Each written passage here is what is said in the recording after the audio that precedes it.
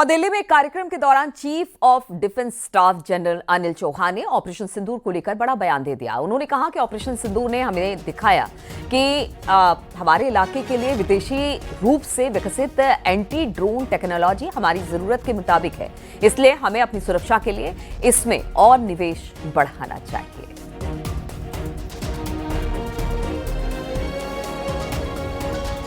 Operation Sindoor has showed us as to why indigenously developed counter-US systems and counter-US systems built for our terrain and our needs are crucial.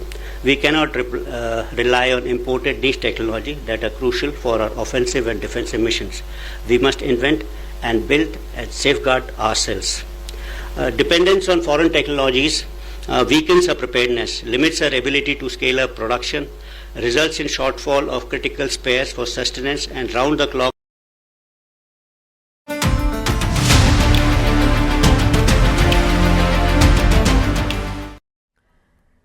तो 18 दिन अंतरिक्ष में रहने के बाद शुभांशु शुक्ला सुरक्षित और सकुशल धरती पर लौट आए हैं। अब उनके अंतरिक्ष में बिताए 18 दिनों की पूरी स्टोरी आपको दिखाएंगे। देखिए 18 दिनों में उन्होंने वहां क्या किया, कौन कौन से प्रयोग किए और इसरो के गगनयान मिशन के लिए शुभांशु की ये अंतरिक्ष यात्रा कितनी महत्वपूर्ण है।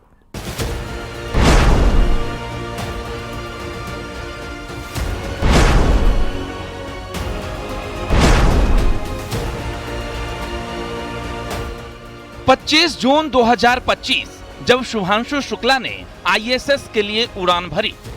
दोपहर 12:01 पर स्पेस एक्स के फाल्कन 9 रॉकेट के जरिए फ्लोरिडा के कैनेडिया स्पेस सेंटर से उन्होंने अपनी यात्रा की शुरुआत की। वो वहां 18 दिन रहे। शुभांशु और उनकी टीम 18 दिनों तक आईएसएस पर कई वैज्ञानिक प्रयोग किए। अंतरिक्ष में शुभांशु शुक्ला ने 288 बार पृथ्वी की परिक्रमा की है। मिशन के दौरान माइक्रो ग्रेविटी में कई वैज्ञानिक प्रयोगों में हिस्सा लिया। मिशन के दौरान 60 से अधिक वैज्ञानिक प्रयोग किए गए। हर दिन उन्होंने 16 सूर्योदय और सूर्यास्त देखे। क्योंकि आईएसएस पृथ्वी से करीब 400 किलोमीटर ऊपर की कक्षा में 28,000 किलोमीटर प्रति घंटे की रफ्तार से घूमता है, इसलिए हर दिन वहां 16 बार सूर्योदय और सूर्यास्त होता है। अंतरिक्ष में 18 दिन में शुभांशु ने इतिहास रच दिया। उन्होंने आईएसएस पर माइक्रो एल्गी प्रयोग पर काम किया। भविष्य में बड़े अंतरिक्ष अभियानों के लिए रिसर्च किया, जिससे भोजन, ऑक्सीजन और बायोफ्यूल पर अध्ययन किया। सबसे ऊपर एक्सरसाइज और स्पेस सूट की मरम्मत, आंखों की गति और समन्वय के लिए वायेजर डिस्प्ले की स्टडी, वातावरण के साथ तालमेल पर स्टडी, दिमाग में रक्त प्रवाह यानी सेरेब्रल ब्लड फ्लो पर अध्ययन, जिससे ये समझा जा सके कि माइक्रो ग्रेविटी और उच्च स्तर की कार्बन डाइऑक्साइड हार्ट को कैसे प्रभावित करती है। इससे भविष्य में अंतरिक्ष यात्रियों और पृथ्वी पर मरीजों दोनों को लाभ हो सकता है।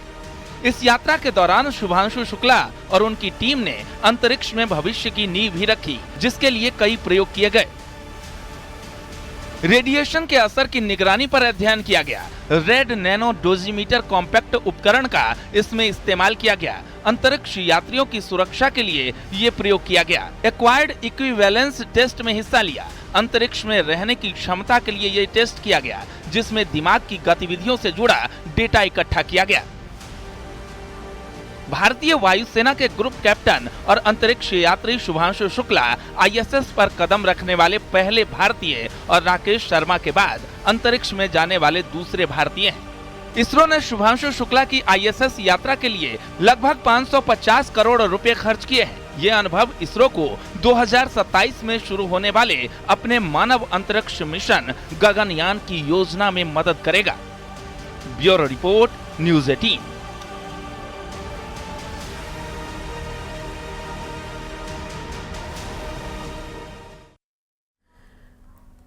तो दिल्ली का कूड़ा अवैध तरीके से नोएडा में फेंका जा रहा। नोएडा अथॉरिटी की टीम ने कूड़ा लदे 7 डंपर पकड़े। नोएडा अथॉरिटी की शिकायत पर नोएडा फेज 2 थाना पुलिस ने यह केस दर्ज किया।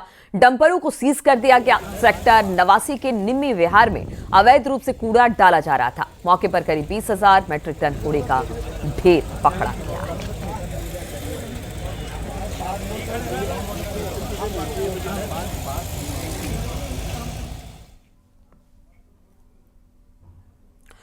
निलंबित आईएएस अभिषेक प्रकाश की मुश्किलें कम होने का नाम नहीं ले रही है। अब अभिषेक प्रकाश के खिलाफ चार्जशीट दाखिल हुई है। भटगांव भूमि अधिग्रहण घोटाला और सोलर एनर्जी कंपनी में घूस मांगने का चार्जशीट है, जिसे लेकर नियुक्ति विभाग ने राजस्व विभाग के दिए गए ब्यौरे के आधार पर जवाब मांगा है। अभिषेक प्रकाश से दोनों मामलों में 15 दिन में जवाब तलब किया गया है। अभिषेक प्रकाश की मुश्किलें और बढ़ने जा रही हैं। दरअसल निलंबित आईएएस अफसर अभिषेक प्रकाश को नियुक्ति विभाग ने चार्जशीट थमा दी है। चार्जशीट नियुक्ति विभाग ने दी है और 15 दिन के अंदर अभिषेक प्रकाश से जवाब भी मांगा है। दरअसल नियुक्ति विभाग ने जो आधार बनाया है वो राजस्व विभाग ने जो रिपोर्ट दी नियुक्ति विभाग को, दरअसल राजस्व विभाग के तहत जो भूमि अधिग्रहण का मामला था उसकी जांच राजस्व विभाग ने की थी। उस पर आरोप लगे थे भटगांव में जमीन अधिग्रहण में जो भ्रष्टाचार हुआ उसको लेकर अभिषेक प्रकाश पर आरोप थे।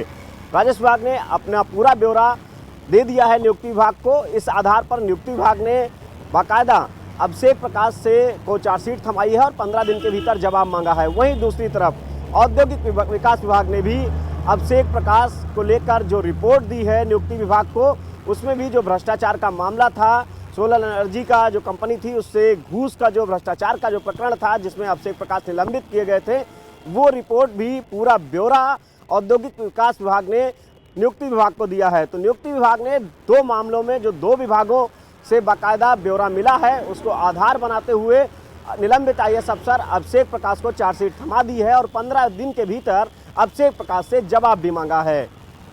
कैमरामैन अनिल के साथ संकेत मिश्रा, न्यूज़ 18 लखनऊ। मथुरा में गोविंद नगर पुलिस ने गाड़ियों की चोरी का खुलासा करते हुए 4 शातिर चोरों को गिरफ्तार किया। चेकिंग के दौरान पुलिस को यह सफलता मिली। शातिर चोरों के कब्जे से 6 बाइक, 3 फर्जी नंबर प्लेट और अवैध चाकू को बरामद किया गया। गिरफ्तार आरोपियों पर पहले से ही संगीन आपराधिक मुकदमे अलग अलग थानों में दर्ज हैं।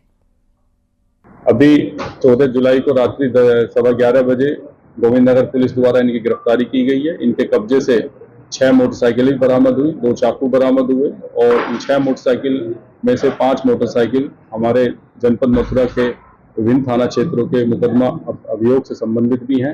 एक मोटरसाइकिल दिल्ली की भी कनेक्ट हुई है, थाना सीलमपुर की, और इस संबंध में भी आज इनको यहाँ पर माननीय न्यायालय के समक्ष पेश कर अग्रिम विधिक कार्रवाई आज अमल में लाई जा रही है।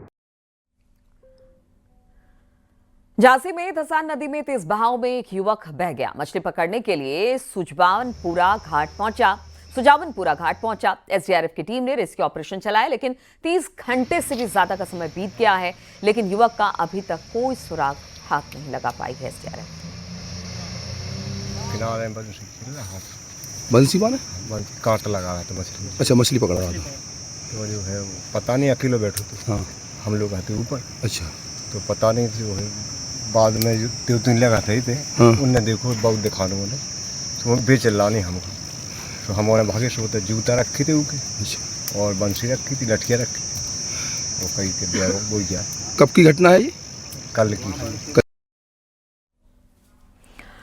बांदा में एक अजीबोगरीब मामला सामने आया, जहां पर एक नशे में धुत लड़के ने मरे हुए सांप को निवाला बना लिया। इसके बाद लड़की की मां की नजर पड़ी तो आनन फानन में उसके मुंह से सांप को बाहर निकाला, अस्पताल में एडमिट कराया। फिलहाल लड़की की हालत में सुधार बताया जा रहा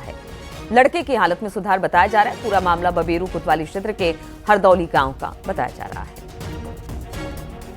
दारू के नशा में छोटा से बच्चा था सांप का, तो मर गया था और जल्दी से पकड़ के घुसेल लिए थे। अच्छा, खा डाला है? खाना नहीं निकाल लिए हैं, उसका नशा वशा में चला गया होगा। कुछ बहुत 1-2 निवाला तो चला गया होगा। हाँ, चला गया होगा, है ना? कितना जब निकाले कितना बचा था सांप? वो पूरा रहा, थोड़ी सी रात। उत्तर प्रदेश में 2027 के विधानसभा चुनाव को लेकर कांग्रेस प्रदेश से लेकर बूथ स्तर तक मजबूती पर फोकस कर रही है। उत्तर प्रदेश के मुस्लिम वोट बैंक को साधने के लिए कांग्रेस नेता इमरान मसूद को उत्तर प्रदेश का कांग्रेस प्रदेश अध्यक्ष बनाने की चर्चा तेज हो गई। वहीं एसपी ने इसे लेकर कांग्रेस से सवाल भी पूछा है। देखिए जरा ये रिपोर्ट।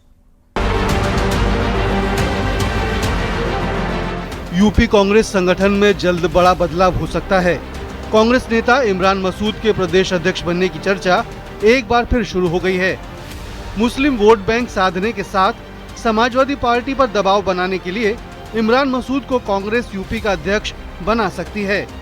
वहीं पिछले दिनों इमरान मसूद भी अपने बयानों में मुस्लिमों के मुद्दों पर काफी मुखर नजर आए हैं। 2024 के लोकसभा चुनाव में इंडिया गठबंधन में एसपी और कांग्रेस ने मिलकर यूपी में काफी सीटों पर कब्जा किया था। इसके पीछे समाजवादी पार्टी ने खुद के दम पर ज्यादा सीटें हासिल करने का दावा किया। वहीं कांग्रेस के नेताओं ने इसे कार्यकर्ताओं की जीत बताया था। एसपी का मानना है कि कांग्रेस को उन राज्यों में फोकस करना चाहिए जहां उसका जनाधार है। यूपी जैसे राज्यों में सक्रियता बढ़ाकर सहयोगी दलों को कमजोर करने की कोशिश नहीं करनी चाहिए। इंडिया गठबंधन के जो तौर तरीके हैं वो उस राजनीतिक दल को स्पेस देना है जो उस स्टेट में सबसे मजबूत हो।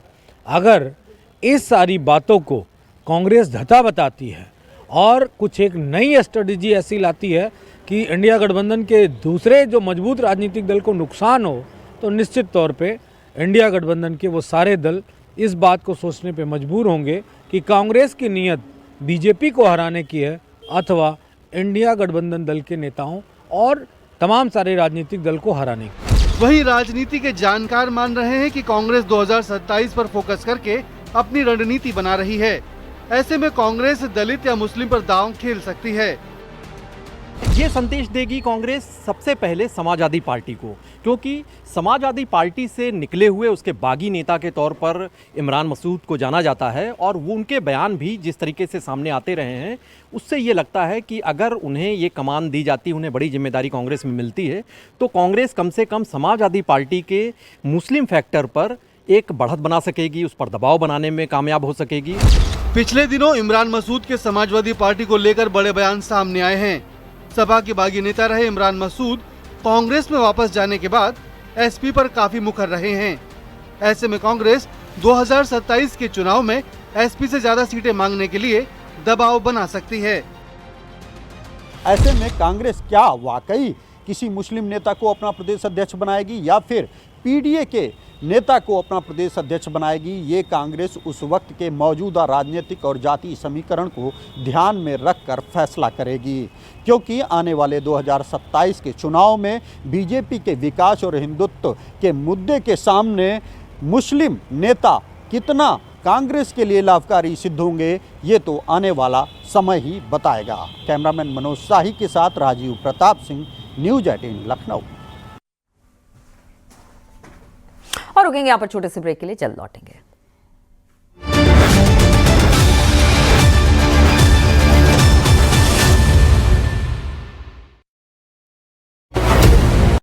आप देख रहे हैं न्यूज़ 18 उत्तर प्रदेश उत्तराखंड।